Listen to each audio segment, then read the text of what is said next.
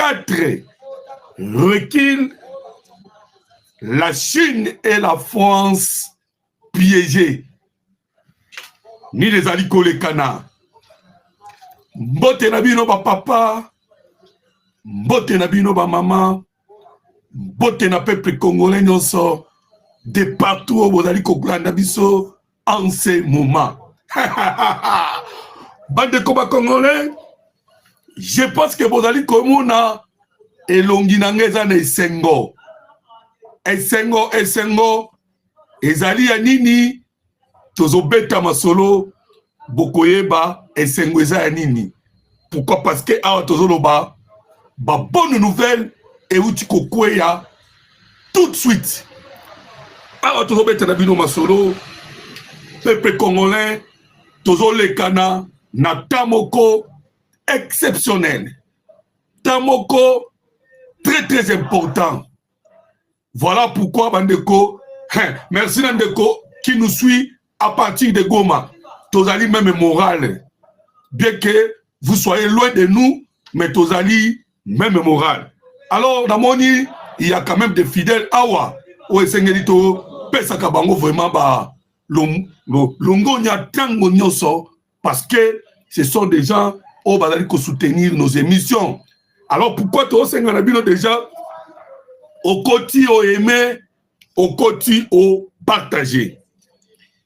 Message et Uta, États-Unis d'Amérique, à toujours Balabino, et quoi na ambassade. Il y a États-Unis d'Amérique à Kinshasa, toujours Tangalabino Ango, Bande Kobakone Bokoyoka, quel est ce message? Alors, Tokobete Zuli Solo Awa. Nini ezali kolekana na Burundi. Martin Fayulu azakuna, Sesanga azakuna, Jean-Marc Kabound azakuna, Dieudonné Bolengetenge azakuna, Franklin Chamala azakuna, Evaris Ejibaya Mampia azakuna, Donatien Chole Bande Koba Congolais na Eric Senga baza invité te me bakeipe.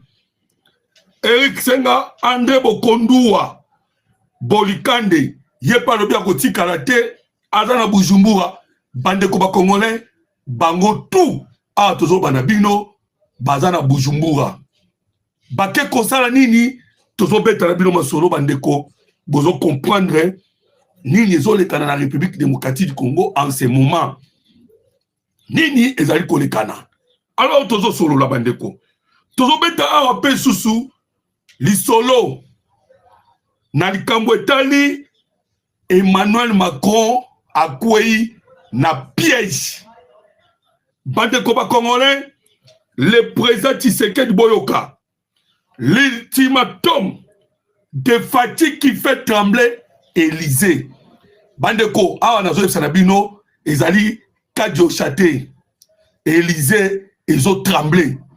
L'ultimatum de Félix Antoine Tshisekedi Tshilombo qui fait trembler Élysée. Le président Tshisekedi a tombé dans solo, bras de fer politique. Et ils ont se transformer dans bras de fer médiatique. Qu'est-ce qui se passe dans le document? Naïbsa Kibino que déjà la guerre est engagée en ce moment entre la République démocratique du Congo et la France. Bandeko, Bapesi Tshisekedi Pesi, na Emmanuel Macron ultimatum. Kakandenge, les États-Unis d'Amérique paient à Pesi na Rwanda ultimatum. Voilà ce que tu as bête ma solo, Bokoyeba, ultimatum yango ezali nini. La réaction nani, il y a état-major, il y a FARDC. L'état-major, il y a FARDC, a Outiko réagir. Peuple congolais de partout, Bolobaki qu'il faut état-major à réagir à Tozoloba. La réaction de l'état-major, il y a FARDC et Outiko Kweya. Voilà, ah, tozo betabino masolo, eza ya koyinda.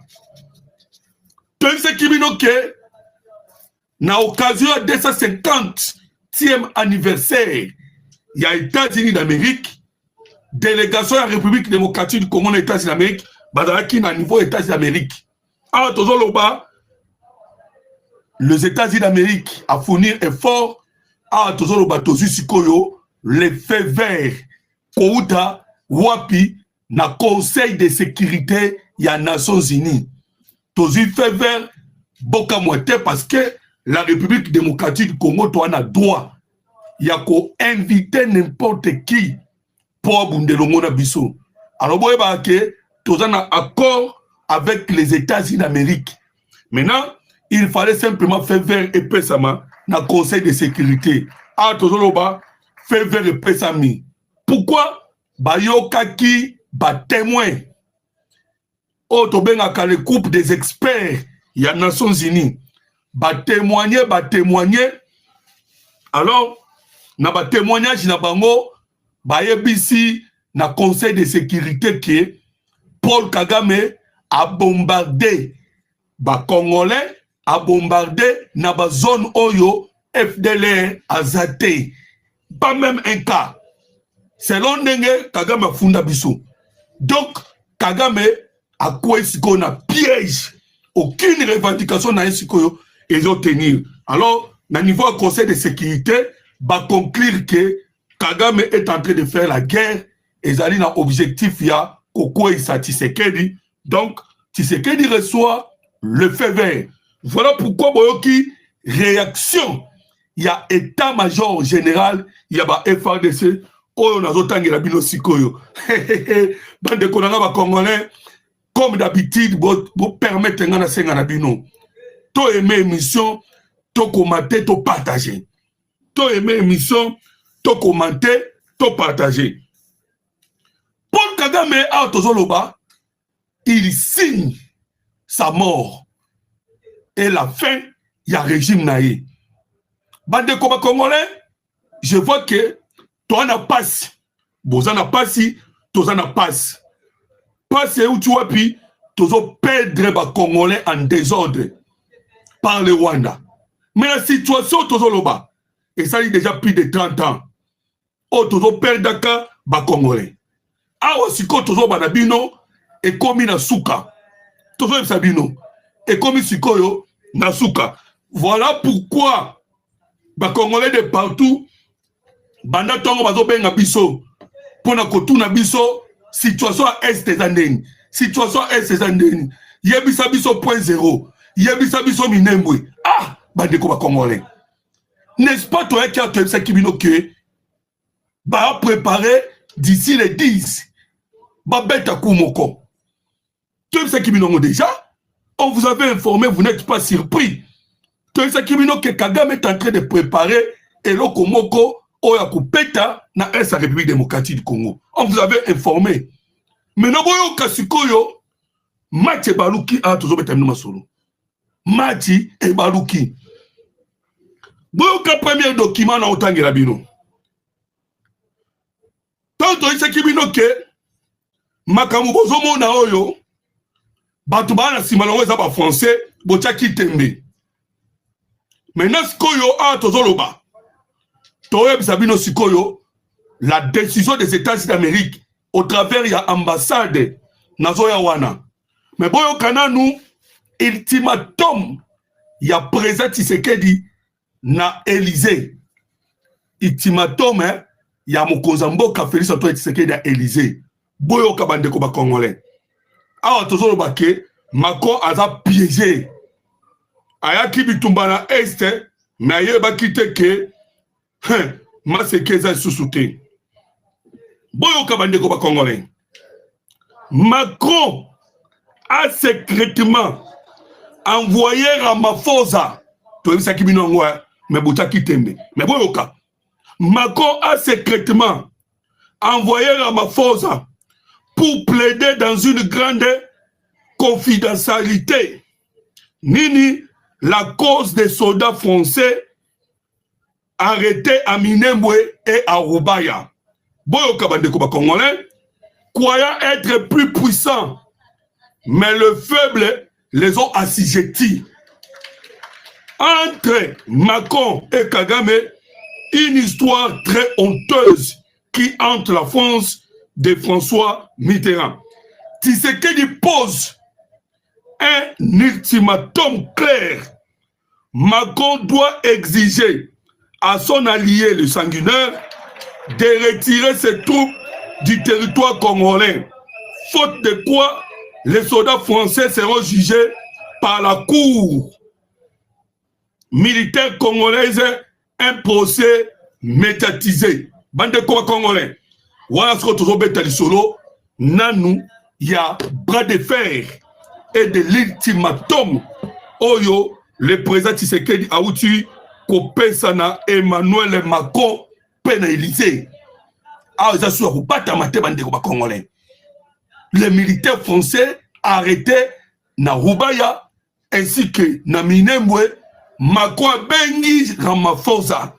Alobi Ramaphosa kende mbangu Tshisekedi a bimisa biso na poisate. Et Tshisekedi à son tour alobi ok na kobimisa ba soda o na poisate.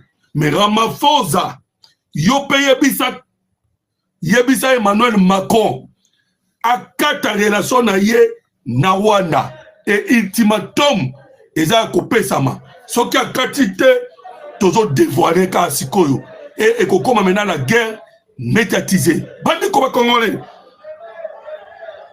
vous comprenez que situation comme ce qu'on tandi, situation est comme tandi. Na bisa kibino que guerre ce qu'on toza na ngona minute oyo peuple congolais et ça ce qu'on a pas français et ça son Paul Kagame était. Mais Kagame déjà a signé la fin de son régime. Kagame déjà ça signé. Je vous dirai la réaction des États-Unis d'Amérique. Comme ça n'a été cas, mais les Américains, les Américains, la jeté. Les Américains, blague exaté. Binomo kobo constata que le Rwanda a comme quitté na Uvira. Et pourquoi Bimisaki Basona na Uvira? Pourquoi? Kagame c'est fini, régime Nesili. Pourquoi Kagame l'ongoye Basona na Uvira? Abimisaki Basona na Uvira pour la bande de Congolais ba obosana. Ezaki pour la frappe de Kalundu. Frappe ya Kalundu. Frappe à Kalundu o ekwesaki 46 officiers. 46 officiers rwandais ba généraux. Oyo Kagame bendaki bautaki Ruta Mozambique, bautaki Centrafrique. Bango tout abendaki bango ba ayaki na bango ti na Est à Congo pour lancer l'offensive vers Katanga. Ba betamaki et matang eza ba jeté. Des militaires expérimentés. Des militaires expérimentés. Ndeko Diamonika, on comprend dans le côté. Ndeko Diamonika, a comprendre et le côté. Tshisekedi, a kobenga Emmanuel Macron sikoyo. Alors, bon, Macron, yo besoin ya ozwa paraminéré. Maman Kagame akoi. Mais ce qui est précis, Macron a Union européenne minéré. Yebaka ke Congolais ko se retrouver te. Wana tozongi kaka na bohumu ya ba européen. Ezali l'esclavagisme o elongo ke esclavagisme et comment qui colonisation elongo colonisation et kokoma dictature elongo dictature et commis néocolonialisme parce que ndeko Diamonika autangi les rapports des experts des Nations Unies. So autangi rapport avec experts des Nations Unies, on peut comprendre que na Est la République démocratique du Congo, situation bandeko ba vivre et un démon attend l'esclavagisme. Bama, tant un rapport avec experts des Nations Unies. Nous avons eu l'occasion autant ba témoignage wana. Quand kandenge tozaka esclave, quand kandenge tozana colonisation, ne bandeko ba vivre. Alors, lorsque tu dis que Tshisekedi, Azabo, on comprend de l'autre côté. Ndeko Diamonika, on comprend de l'autre côté. Ba maman enceinte, n'a pas 5 ans, n'a pas carré minier. Je vous dis, alors ça, la minéré, oh, ça, il a mis sur ma téléphone. Donc, c'est un esclavagisme, na forme moussous. Donc, ce qui c'est que la lobby kaka, bon, alors, merci. Nazo ko avancer. À un moment, photo, to répondre à na bande ko oyo, bazo bunga mwa muke. Alors, Nazogi pour vous dire, parce qu'il faut répondre de quoi là. Nazogi pour vous dire maintenant que maintenant, bras de fer, c'est entre la France et la République démocratique du Congo. Mais ce qu'on a minute, tous ont gagné bras de fer. Le président Tshisekedi a rassemblé l'élément tout. Alors qu'il y a un conseil de sécurité. Mais avant le conseil de sécurité, tous ont sambi sa soldats français en public. Alors, bon, un document, bon, on a une réaction à l'américain. Parce que l'américain va réagir. Bon, on a un document, s'il vous plaît, on a un autre bino bozoka ko aimer émission. Bino bo aimer kaka poto protéger live. Je vois déjà, il y a des gens qui disent, oh, bah, commenter ma bé, et ça, bah, Rwandais, oh, bah, signaler rappel, bah, live, nabiso. La RDC ne doit pas faire confiance aux Nations Unies. Le Conseil de sécurité nous donne. Ndeko, yokana peut son réponse. La RDC a dit qu'on a la confiance dans le Conseil de sécurité. Oui, yoka réponse. Oui, que Donald Trump, le président des États-Unis d'Amérique, a ça la confiance dans le Conseil de sécurité PT. Il y a un conseil de paix. Mais vous savez quoi? Dans le monde où conseil de sécurité zali oni azali. Alors ba américain ba sala kaboy. Na loba ki ngo déjà na bémission ngeleki. Ba américain ba no saka keto ke conseil de sécurité. Mais ba ko beta avant conseil de sécurité. Ndenge ba beta ki James Kabarebe, ba beti Laurence Kanuka. Ndenge ba uti ko beta 5 entités rwandaises et pardon, 4 entités rwandaises. Il était prévu ba beta ba entité rwandaise dans le conseil de sécurité. Alors, avant même que tu aies le conseil de sécurité, et Betamaki déjà, Betty déjà, Amérique a petit 4 entités. Après le conseil de sécurité au quota. Donc, c'est une stratégie. Il y a quoi qu'on défend dans le conseil de sécurité, Baksho Oyo Sali. Donc, Biso Peto qui a le même rythme. Voilà pourquoi, nous avons reçu le fait vert. Nous avons été en solo. Alors, bon, on a le droit de faire en France. Parce qu'elle atteint le niveau moussous. Bras de fer, il y a la République démocratique du Congo, la France, et ils allaient déjà quoi atteindre niveau moussous. Boyoka. L'alliance Macron-Kagame contre la République démocratique du Congo, le président Fachi prend le dessus. Azul le dessus d'un l'ultimatum de Tshisekedi qui fait trembler l'Élysée. La géopolitique des Grands Lacs traversait une zone de turbulence, mettant en lumière le jeu ambigu de la France dans la crise sécuritaire en République démocratique du Congo. Boyoka, qu'est-ce qui se passe réellement entre Emmanuel Macron et Paul Kagame, entre la France et le Rwanda? Les observateurs décèlent les contours d'une alliance profondément contestée, oscillant entre les fardeaux d'une culpabilité historique. Tokei Moussika, Boyoka, cette posture expose Paris à des revers majeurs. Alors, Boyoka, les doubles jeux risquent également de crisper les relations avec les États-Unis d'Amérique en brouillant la carte. Le cartel à l'est de la République démocratique du Congo. La France fait obstruction aux objets de Washington qui cherchent à stabiliser la région et à sécuriser l'approvisionnement des minéraux. Boyoka, Congolais, document est très important. On nous parle de la France au Azali Kokendemena pour combattre les États-Unis d'Amérique. Parce que la France et le Rwanda vont déstabiliser l'Est de la République démocratique du Congo. En même temps, les États-Unis d'Amérique ont stabilisé. Donc, Ah, tozoloba, Emmanuel Macron Kagame va déstabiliser, Amérique a stabilisé parce que Amérique déjà s'est assignée. Déjà, il y a une signature. Alors, droit de faire Nabisson.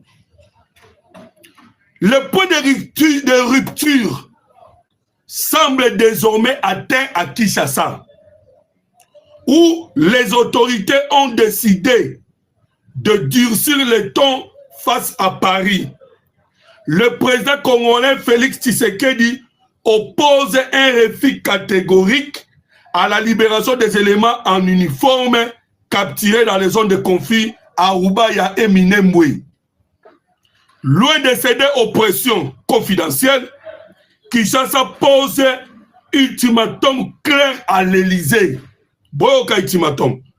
Pour obtenir moins d'élargissement, Emmanuel Macron doit exiger et obtenir de son allié Paul Kagame les retraits immédiats et sans condition des troupes rwandaises du territoire de la République démocratique du Congo. Boyoka, le bois de fer est politique, mais il s'apprête à devenir un spectacle médiatique international. Si la France refuse d'exercer cette pression sur Kigali, les autorités congolaises préparent une riposte judiciaire implacable. Boyoka, les détenus français seront formellement traduits devant la cour militaire congolaise. Ce procès promis un retentissement mondial sera largement diffusé par les médias nationaux et internationaux. Une telle exposition placerait la politique africaine de la France sous l'effet des projecteurs, révélant les contradictions au grand jour et marquant la fin de l'ère de l'ingérence silencieuse. Qu'est-ce qui se passe, Bandeko? Tout aussi, ça se colle dossier à France. Pour ton compte, ça se colle dossier à États-Unis d'Amérique avec les Rwanda. Ah, tout le monde solo. Le président Tshisekedi Namaboko, tout déjà n'a pas militaire français. Et la France a kobuna na servi na ye. Wapi na kamota géopolitique mondiale. France a commis déjà prêt à perdre place na un conseil de sécurité. Tobeta un coup diplomatique. N'a vu bien? Tobeta un coup diplomatique. La France a quoi? Donc, moi, France a revendiqué les sous-sous. Oh, ngai Congo, oh, ngai Afrique exatée. La France risquerait de quitter comme étant membre permanent dans le Conseil de sécurité. Pourquoi? Parce que, alors, ce qu'on a dit, bête bibotou.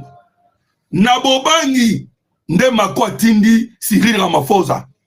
Maintenant, Tshisekedi a passé ultimatum. Bandeko, boyebi que Tshisekedi, il faut lui faire confiance.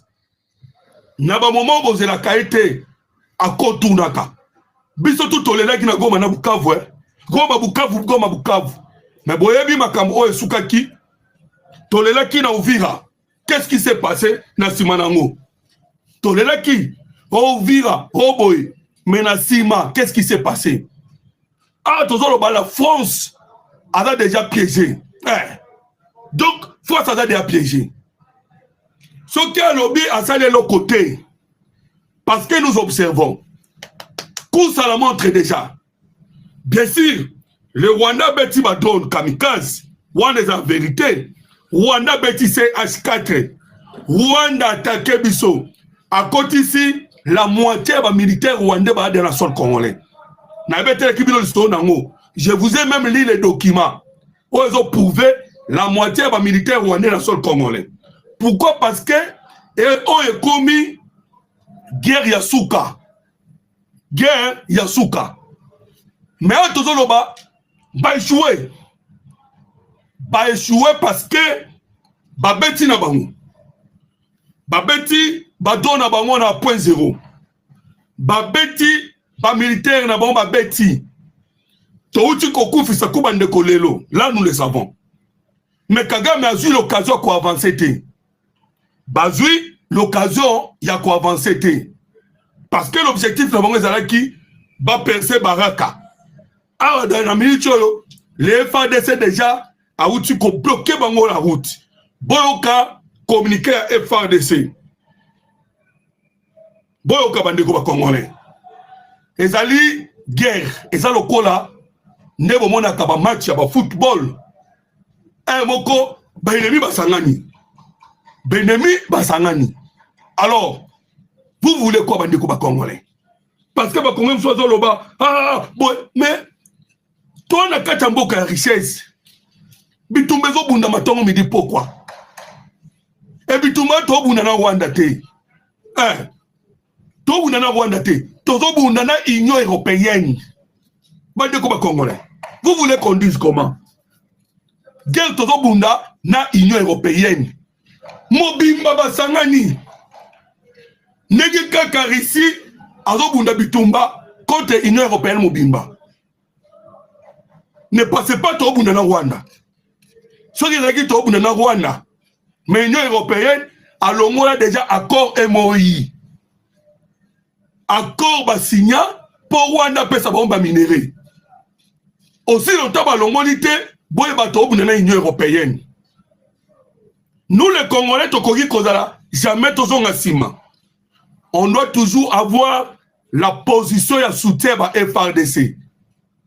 Tosenga to soutenir bango. Et sengeli population ya Est. Ndenge na otala awa nazomona bande kwa Goma ba Holanda biso. Ba dénoncer ka ba traître. Ba dénoncer ba toana nyonso. La guerre c'est avec l'Union européenne, c'est avec la France.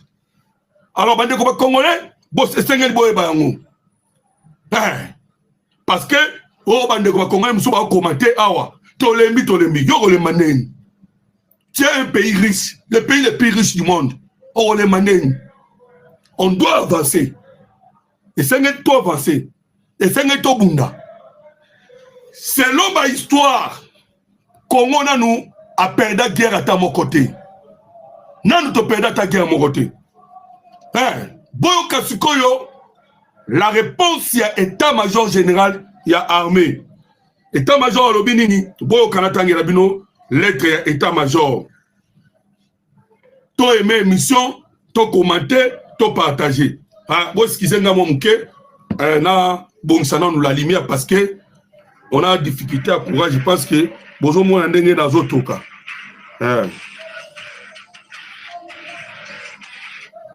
Na bon ça moi lumière, voilà.